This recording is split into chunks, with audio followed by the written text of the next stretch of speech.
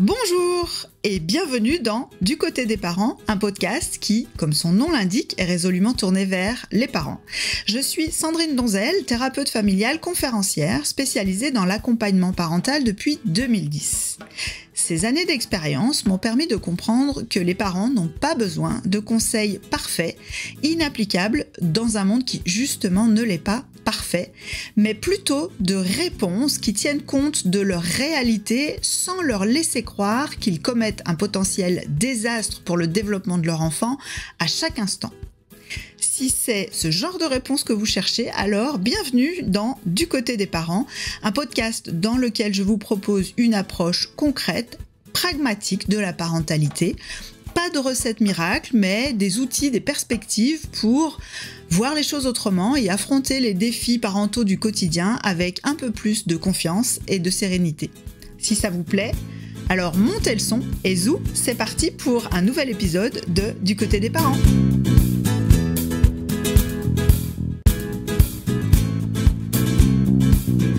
Bienvenue dans ce nouvel épisode de Du côté des parents. Aujourd'hui, on va parler d'un phénomène qu'on rencontre très souvent quand on a des enfants et encore plus quand ils grandissent, leur tendance à se plaindre de notre sévérité, de notre injustice ou tout simplement de nous. C'est un sujet que j'ai commencé à aborder dans l'épisode précédent, celui sur l'escalade de la coopération, mais je me suis dit que ça méritait clairement un approfondissement parce que vraiment, il y a matière. Je parle des « mais c'est pas juste !» et tu préfères mon frère, puis de toute façon, à moi, tu veux jamais m'acheter des chaussures aussi chères qu'à lui, t'es toujours sur mon dos, tu me laisses toujours tomber, tu n'écoutes pas ce que je dis. Ou même les parents de Léa ou de Théo, eux au moins, ils sont cool.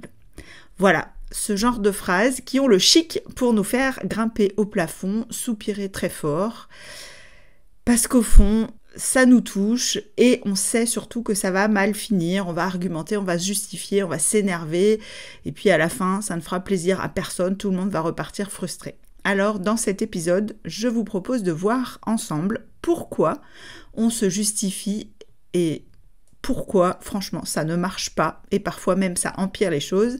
Et surtout, qu'est-ce qu'on peut faire d'autre pour garder un lien, reconnaître leurs plaintes sans pour autant accéder à toutes leurs demandes. Donc, pourquoi est-ce qu'on se justifie autant ? Alors, soyons déjà honnêtes, quand notre enfant nous dit qu'on est injuste, qu'on aime l'autre plus que lui, qu'on ne l'écoute pas, que les parents des autres sont plus cool, ça nous pique. Et notre réflexe immédiat, c'est souvent de nous justifier. Mais non, je t'aime autant que ton frère, regarde, la semaine dernière, on a fait une sortie rien que tous les deux. Mais tu rigoles, j'ai passé 1 heure à chercher des baskets pour toi. Ce réflexe, il est compréhensible. D'abord parce que des fois, ça marche. Ce sont des arguments factuels et ils peuvent effectivement faire revenir à la mémoire de l'enfant des moments qu'il avait oubliés, en tout cas qu'il avait oubliés sur le moment, et peut-être que ça le convainc, mais en réalité c'est finalement assez rare. Parce que le problème au fond, c'est que la plainte de l'enfant, c'est pas une plainte factuelle, c'est une plainte émotionnelle et surtout c'est une manière de dévier le sujet du sujet qu'on est en train de traiter au départ. J'y reviendrai par la suite dans cet épisode. Mais en gros, qu'est-ce que je veux dire par c'est une plainte émotionnelle et pas une plainte factuelle ? C'est que l'enfant ne nous dit pas « démontre-moi par A plus B que tu es équitable », c'est plutôt « là, maintenant, tout de suite, je me sens frustrée, je me sens mis de côté, je ne me sens pas écoutée, je suis un peu triste, je suis un peu en colère ». Et encore une fois, c'est souvent une plainte sur le moment et pas au global de la relation. C'est parfois ce qu'on oublie dans les justifications. Et donc évidemment, face à une plainte émotionnelle, les chiffres, les preuves, les souvenirs, ça ne répond pas forcément. Et donc parfois, la plainte est aussi stratégique. Alors qu'est-ce que j'appelle une plainte stratégique ? L'enfant peut avoir expérimenté que se plaindre d'injustice, ça peut rapporter gros. Même si on est agacé en tant que parent, on va souvent adoucir la contrainte. On va discuter, on va expliquer, on va négocier. On est un peu triste que l'enfant pense ça et on essaye d'arrondir les angles. Et ça, même si c'est involontaire et inconscient chez les enfants, ça fait un apprentissage qui leur donne envie de retenter l'expérience, même si ça finit des fois par des énervements. On peut le dire autrement, le « c'est pas juste » devient une espèce de bouton qui active la chaîne plus d'attention parentale. Et certains enfants deviennent très doués pour appuyer sur ce bouton-là. Il faut quand même dire que même si ça n'est pas très efficace, cette tendance qu'on a à vouloir rétablir la vérité, la justice, elle est plutôt chouette. Ça montre que surtout, on n'a pas envie que notre enfant se sente abandonné, délaissé, traité injustement, qu'on a envie d'être un bon parent, un parent qui est juste, qui est bienveillant, qui est disponible, qui montre de l'amour à ses enfants. Et c'est bien justement sur ce bouton-là que la plainte de l'enfant vient appuyer. Tu n'es pas le parent aussi juste, aussi bienveillant que tu voudrais. Parfois, ça vient appuyer plus que sur de la frustration, ça vient aussi appuyer sur de l'angoisse ou de l'inquiétude. Est-ce que vraiment je suis pas à la hauteur ? Et c'est ça qui nous donne souvent envie de démontrer que si justement on l'est et que quelque part implicitement quand on se justifie, on a envie de montrer à l'enfant qu'il n'a aucune raison de se sentir comme il se sent. C'est là où on sort les preuves, les dates, les tickets de caisse, une espèce de procès-verbal, le dossier d'équité parentale. Donc il y a quelque chose qui nous gratouille, nous parents, derrière tout ça. On a la culpabilité de ne pas pouvoir tout faire, on doute de nos choix, est-ce qu'on a peur d'avoir loupé des trucs importants sans s'en rendre compte? Et donc, quand un enfant dit « tu préfères mon frère », on cherche frénétiquement dans notre mémoire la preuve qu'on l'aime pareil. Et si on ne trouve pas assez vite, ça nous tord un peu le ventre et il y a une petite voix qui commence à murmurer « mais en fait, si je n'arrive pas à le convaincre, si je n'arrive pas à trouver les arguments, peut-être qu'il a raison. » Et c'est un horrible doute en réalité. Et on empile un peu les arguments en espérant qu'on va convaincre l'enfant, mais très souvent ça ne marche pas. Ça aggrave chez nous le sentiment qu'on n'est pas écouté et donc et pas compris, et donc aussi les doutes. Et puis, surtout, on a l'impression, au bout d'un moment, même si on n'a pas de doute, que notre enfant est complètement irrationnel, trop exigeant, qu'il dit un peu n'importe quoi. Comme je l'ai dit, en réalité, ça ne marche pas parce que notre réponse ne correspond pas à la demande et à la situation réelle. Dans ces situations, les enfants, les ados, quand ils s'expriment, ils ne cherchent pas un raisonnement, ils cherchent un espace pour dire « je suis en colère, je suis triste, je me sens là, en ce moment, frustré ». Et nous, au lieu de répondre à cette émotion, on répond avec du contenu, on croit que le problème c'est les chaussures, les horaires, la sortie, mais le problème pour lui, c'est ce qu'il ressent. Et comme notre réponse peut lui donner l'impression qu'on rejette ce qu'il ressent, il va avoir tendance à augmenter sa plainte, à l'amplifier et à la rendre, pour le coup, irrationnelle. Quand un enfant dit « tu préfères mon frère » et qu'on lui répond « mais pas du tout, regarde tout ce que je fais pour toi », ce qu'il entend, ce qu'il peut entendre, c'est « tu n'as aucune raison de ressentir ce que tu ressens ». Donc là, il hausse le ton, il insiste, il remonte d'un cran, il devient blessant, il devient injuste, il exagère. Pas parce qu'il veut nous blesser, mais parce qu'il n'a pas été entendu. Et c'est là où on va arriver à des arguments complètement irrationnels. De toute façon, t'as toujours préféré mon frère, même quand j'étais bébé. Moi, je suis juste un boulet dans cette famille. Tu sais quoi, j'ai même plus envie de parler avec toi. Là, c'est le tournoi de mauvaise foi en finale directe. Donc là, on pourrait bien sortir toutes les preuves, rien ne fonctionnera. Et c'est là où on a besoin, nous, de comprendre qu'on a besoin d'arrêter de répondre. Parce que plus on répond, plus ça monte. Ça peut finir en vraie dispute. Parce que quand on est à court d'arguments, qu'est-ce qu'on fait ? On s'énerve pour arrêter cette dispute stérile. Et ça nous fait encore plus culpabiliser, douter et souvent chercher encore plus d'arguments pour la fois d'après, sans jamais montrer à l'enfant qu'on a compris sa frustration ou sa tristesse du moment, mais aussi qu'on a peut-être à avoir une vision un peu plus globale de la relation. Donc là, c'est le signe qu'on est tombé dans un piège interactionnel. C'est un des signes, quand ça devient complètement irrationnel, qu'on finit par s'énerver pour mettre fin à la discussion, un des signes qu'il est temps de cesser d'argumenter. C'est quand l'enfant il commence à avoir des arguments qui sont irrationnels, que visiblement il exagère. Quand quelqu'un, adulte ou enfant, a basculé dans l'irrationnel et l'émotionnel, cette personne est à peu près impossible à convaincre avec des arguments rationnels. Comme on dit parfois, c'est un peu comme essayer de jouer aux échecs avec un pigeon. Tout ce que vous allez obtenir, c'est qu'il va se pavaner sur l'échiquier, il va renverser les pièces et il va faire caca sur l'échiquier. Bref, vous aurez compris, ça vaut la peine d'arrêter de jouer, sinon vous allez abîmer l'échiquier et vous allez avoir envie de faire rôtir le pigeon à la broche. Et quand le pigeon c'est votre enfant, c'est peut-être pas la meilleure des choses à faire. Alors chez les ados, cette dynamique est encore plus flagrante. Ils sont souvent plus du côté de la manipulation involontaire et pour nous faire réagir, ils sont vraiment très très forts, notamment avec ce que j'appelle le parent chimérique, leur version fantasmée du parent idéal. Donc une chimère, c'est une créature qui est constituée de morceaux de différents animaux. Donc eux, les ados, ils nous font un hybride de tous les parents des copains. Donc il y a le parent de Kevin qui le laisse sortir tard, il y a le parent de Lisa qui paye des fringues de marque, il y a le parent de je sais pas trop qui ne râle jamais, etc., etc. Et donc face à ça, quoi qu'on dise, on a perdu d'avance. Parce que ce parent chimérique n'existe pas. En fait, celui qui laisse sortir tard, il dit peut-être non pour les fringues de marque. Celui qui est no limite sur les temps d'écran, il n'accepte pas les sorties, etc., etc. Je le répète, argumenter avec quelqu'un qui n'est pas rationnel, c'est inefficace. Tout le monde va finir par se sentir épuisé, incompris et même blessé, aussi bien vous, le parent, que l'enfant. Donc, il vaut mieux faire autre chose, mais donc quoi ? Alors, voici quelques astuces que je vous propose.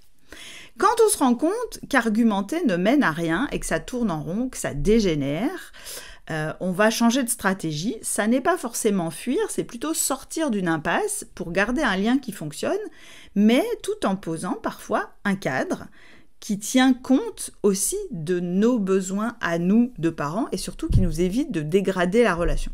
Déjà, quand un enfant se plaint, on peut tout simplement accueillir la plainte sans la corriger. C'est le plus simple, c'est souvent le plus efficace, notamment avec les enfants les plus jeunes. C'est écouter vraiment ce que l'enfant ressent sans tenter de le faire changer d'avis. Juste, mince, c'est dur en fait. Ah oui, je comprends, t'es frustré au point que... dans 90% des cas, ce n'est pas la vérité historique que l'enfant cherche, il a juste besoin qu'on reconnaisse qu'il est frustré, triste, en colère, je l'ai déjà dit plusieurs fois dans cet épisode. Et donc ce qui aide vraiment dans ces moments-là, c'est qu'il ressente qu'on a entendu son émotion. Ah oui, tu trouves ça injuste à ce point-là. Ah, t'aurais vraiment aimé avoir un manteau toi aussi plutôt que des chaussures comme on a acheté la semaine dernière. Et c'est tout. Il n'y a pas besoin de rajouter, mais en 2019, tu avais eu ceci, cela. Juste accueillir. Et ça, j'en ai déjà parlé à plusieurs reprises dans d'autres épisodes et sur le blog. Je mettrai des liens sur l'écoute active qui peut être un outil vraiment extrêmement important à maîtriser quand on a des enfants. Mais, il faut bien être conscient que l'écoute ne règle pas forcément le problème. Si l'enfant est frustré, il est frustré. S'il n'a pas ce qu'il voulait, il n'a pas ce qu'il voulait. Le seul moyen de supprimer son émotion de base, c'est de lui donner ce qu'il voulait.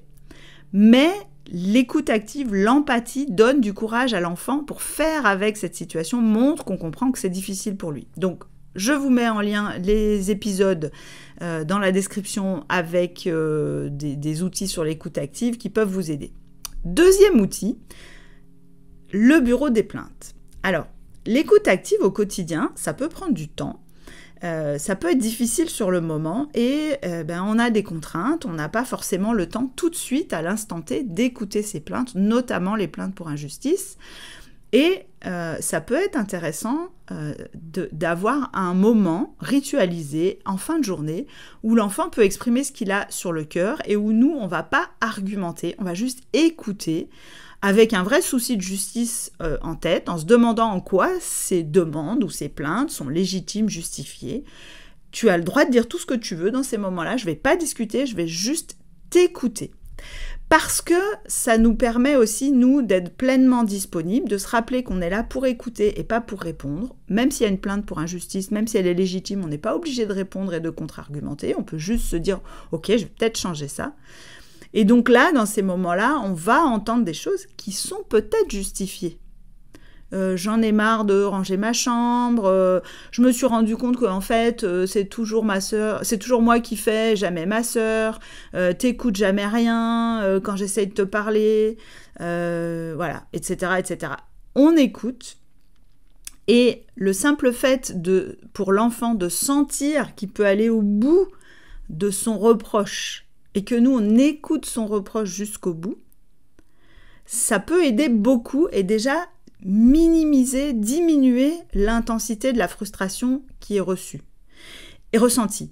Et puis, pour le parent, ça permet aussi de se rendre compte, encore une fois, qu'il y a des choses peut-être fondées, des vraies frustrations, des attentes qu'on n'avait pas forcément comprises, qu'on n'avait pas vues. J'en avais parlé d'ailleurs de ce bureau des plaintes dans l'épisode précédent. Donc c'est vraiment un outil qui aide à désamorcer les plaintes en boucle et qui aide aussi, je l'avais dit aussi dans l'épisode précédent, l'enfant à différer ses ressentis. J'ai pas besoin de tout balancer à chaud, je peux garder ça en tête et savoir qu'il y a un espace où je serai vraiment écoutée et les enfants peuvent parfaitement comprendre, alors pas les tout petits, mais quand même assez rapidement, ils peuvent parfaitement comprendre que les parents sont pas 100% disponibles 100% du temps, mais que quand il y a vraiment besoin, on est là pour écouter. Enfin, ça c'est un outil indispensable avec des enfants, mais encore plus avec des ados. Je vous propose de vous rappeler que parfois, il faut simplement ramener la discussion sur le vrai sujet. La plainte nous détourne souvent du sujet initial. Parce qu'en gros, l'enfant ressent une frustration, il aimerait nous faire changer d'avis, obtenir quelque chose quelque part. Et en fait, si on n'y prend pas garde, cette plainte nous emmène dans le terrain glissant de la culpabilité.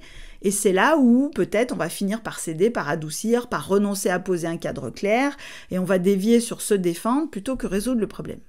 Exemple très classique, l'enfant veut négocier un temps d'écran, on dit non. Ouais, de toute façon, tu préfères mon frère, à lui tu lui dis toujours oui. Là, on sent arriver les explications. Oui, mais il est plus grand. Oui, mais il en a besoin pour le collège. Oui, mais lui, il ne pique pas des crises quand on arrête. Même si c'est vrai, même si nos arguments sont fondés, on est sorti du sujet. On est en train de comparer ou d'expliquer au lieu de rester sur la question concrète, le temps d'écran. Et donc, au lieu de résoudre ce problème, comment est-ce qu'on fait pour toi pour ce temps d'écran, on est maintenant en train de justifier notre amour pour lui, on est en train de justifier notre équité dans la fratrie, on est en train de justifier notre gestion émotionnelle. Bref, un truc injustifiable. Il y aura toujours quelque chose à se reprocher là-dedans. Même si c'est pas grave. Donc, dans ces cas-là, qu'est-ce qu'on fait ? On peut recadrer. Mon chéri, là, il n'est pas question d'amour ou de savoir si je préfère ton frère ou toi. Il est question de savoir si oui ou non tu peux avoir du temps d'écran en plus ce week-end. Voilà.